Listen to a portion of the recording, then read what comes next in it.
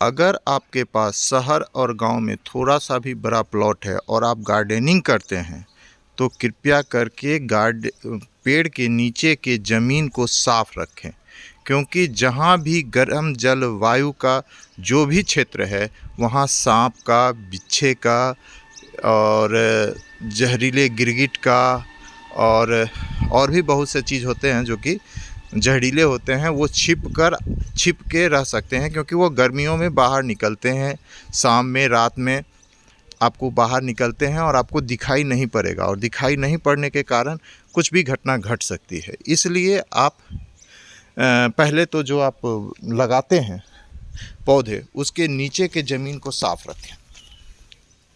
इस तरह से साफ रखिएगा, इससे भी साफ रखना पड़ेगा, इस तरह से उसको भी साफ हमें करना है।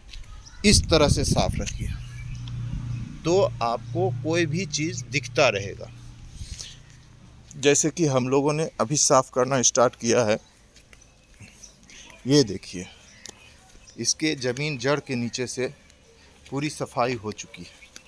तो इसके नीचे अगर कोई भी चीज़ है तो वो दिख जाएगा। ये देखिए, पूरा दिख रहा है इसके जड़ के नीचे से। यहाँ से देखिए, पूरा आपको जड़ के नीचे से दिख जाएगा। ऐसे दिखने से आप इसमें अगर कोई अनवांटेड चीज़ होगा, कोई सांप, बिच्छा, गिरगिट वगैरह चीज़, तो वो आपको दिख जाएगी और आप उससे दिखने के बाद आप उससे बच सकते हैं, और अगर नहीं दिखेगा तो घटना घटेगी। इसलिए आप कृपया करके, अगर गांव में या आपके शहर में कोई बड़ा प्लॉट है तो उसको साफ रखिए, उसके नीचे जंगल ना होने दें, कम से कम गर्मी के दिनों में। जाड़ा के दिनों में कोई प्रॉब्लम नहीं, लेकिन गर्मी के दिनों में सांप का बहुत बड़ा प्रॉब्लम होता है। गर्मी के दिनों में ही सांप बाहर निकलता है। जाड़ा के दिनों में अक्सर आप जानते हैं कि जाड़ा के दिनों में सांप ज़मीन के नीचे किसी के बिल में या कहीं छुप के रहता है, क्योंकि उसके ब्लड बहुत ही कोल्ड होते हैं, ठंडे होते हैं। इसलिए आपको गर्मी के दिनों में वो खाना खाने के लिए, जो 6 महीना सोया रहता है, वो खाना खाने के लिए बाहर निकलता है, और बाहर निकलने के बाद ऐसे ही जगहों पर रहता है जहाँ घर के आसपास उसे चूहे मिल जाएं। चूहे खाने के लिए वो आता है, वो आपको काटने के लिए नहीं आता है।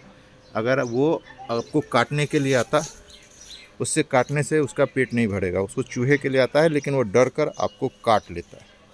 और दूसरी बात कि चलने के लिए आप इस तरह का एक कम पैसे में ये बना सकते हैं, रोड टाइप का। ये मेरा टूटा हुआ ईंटा है। हर चिमनी भट्ठा पर या ईंटे के भट्टे पर आपको टूटा ईंटा सस्ता में मिल जाएगा। गंगा जी की रेती, या आपके पास इंडस्ट्रियल इलाका है तो वहाँ कोयले का राख मिल जाएगा। उस कोयले की राख को दे के आप बना दीजिएगा, और इसके बीचों बीच चलिए। इसको बीचों बीच चलने से आपको इधर के अगर जंगल हो तो इधर भी जंगल है दोनों साइड, तो आपको बीच में कोई घटना नहीं घटेगी, अगर होगी तो दिखाई पड़ जाएगी।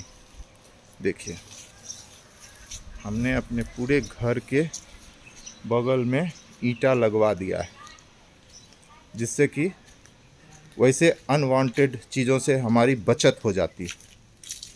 आप भी, अगर आपके पास बड़ा प्लॉट है तो आप अगर इतना बड़ा प्लॉट और घर बनाने में खर्च कर रहे हैं तो थोड़ा सा खर्च, कम खर्च इसमें भी करें, क्योंकि जान है तो जहान है। भैया, आपको अपनी सिक्योरिटी खुद रखनी पड़ेगी। अब मैंने बाउंड्री किया, इतना अच्छा घर बनाया, रंगाया, तो हम अपनी जान के लिए इतना तो करना ही पड़ेगा। कृपया करके जंगल को साफ करें और इस तरह की व्यवस्था करें। यहाँ से इससे महंगा भी होता है, ब्लॉक टाइप का आता है ईंटा, वो भी आप लगा सकते हैं। ढलैया का मैं थोड़ा विरोधी हूँ, क्योंकि ढलैया होने के बाद पानी ज़मीन में नहीं जाती है, और पानी का प्रॉब्लम कितना है ये आपको शहरों में, और या आप कोई बड़े शहर जाइएगा तो वहाँ आपको पता चलेगा। गांव में भी पता चलने लगा है, शहर तो दूर की बात है। इसलिए पानी को भी सेव करना है, और हरियाली को भी रखना है, और अपना जान भी बचाना है। धन्यवाद।